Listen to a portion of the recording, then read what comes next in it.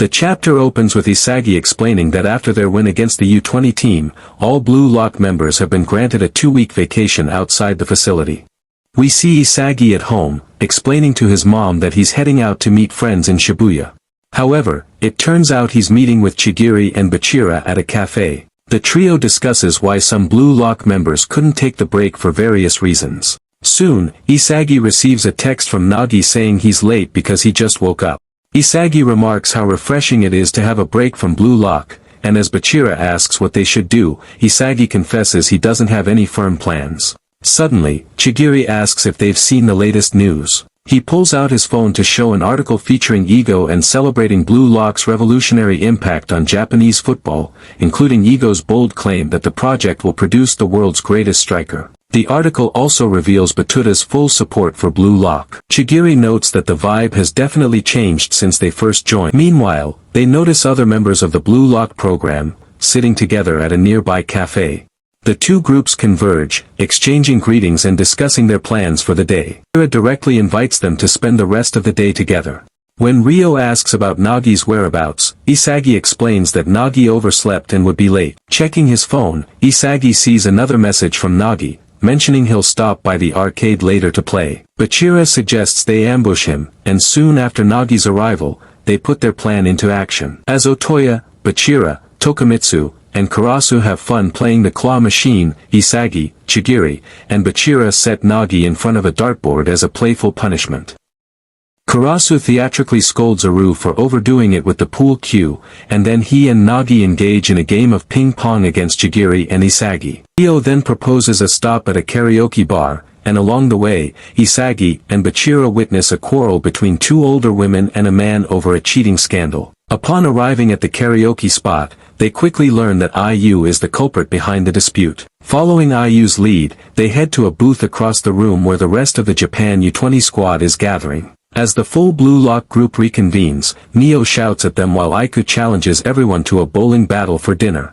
At the bowling center, they encounter Barrow, who's been playing solo, and mischievously disturb him by handling his own bowling ball without permission. Chigiri bowls a spare, keeping the competition between the Japan U20 and Blue Lock players tight. After Dar offers a prayer before bowling a strike, the team grows anxious about the possible loss. Just when hope seems dim, the group erupts in cheers as Nagi, exhausted and sweaty from hunger, makes his final throw. Despite tripping and accidentally releasing the ball, he miraculously scores a strike, saving his team. Their celebration soon attracts a group of girls who recognize them from the recent match between Japan U20 and Blue Lock 11. While the others continue to celebrate, Otoya and Sendo charming the women and IU calling for another round, Isagi excuses himself early to meet a friend at the train station. At the station, Isagi encounters a family of 3. The son, a newfound fan since the game against Japan U20, praises Isagi's performance and eagerly asks for his handshake. Isagi obliges before leaving for his train. As the train departs,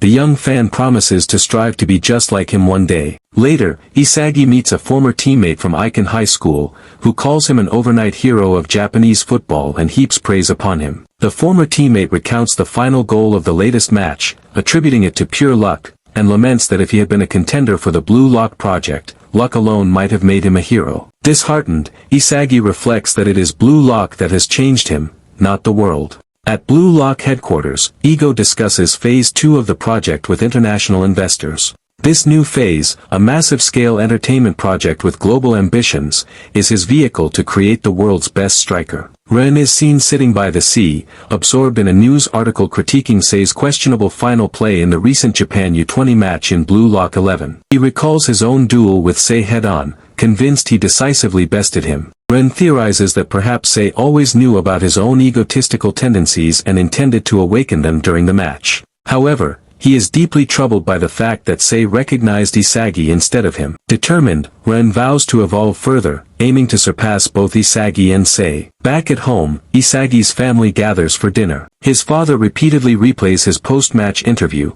and the conversation turns to his burgeoning career. His family reassures him that their support is unwavering, regardless of the outcome of his matches. Deep in thought, Isagi ponders how Blue Lock has transformed him and becomes even more determined to return and become the world's best. Suddenly, he receives a notice from Tairi about the resumption of activities, which will take place alongside the other participants after the 2-week break. In the following chapter, we see Isagi and the other candidates returning to the Blue Lock facility. As they enter the main hall, they notice that the former Japan U20 regulars, now absorbed into the pool of participants following their defeat by Team Blue Lock, are present. Aiku remarks that he and his friends are no longer U20 players but have become part of Jinpachi, as Ego personally invited them into the project. In one corner of the room, Isagi spots Ren sitting alone. When he tries to initiate a conversation, Ren curtly ignores him. Abruptly, Ego appears on a giant screen and announces the agenda for Phase 2. Following the loss of the former Japan U20 squad 2 weeks earlier, Ego now has the power to select new team members for the U20 World Cup, scheduled in 100 days. He stresses the necessity for evolution within Blue Lock,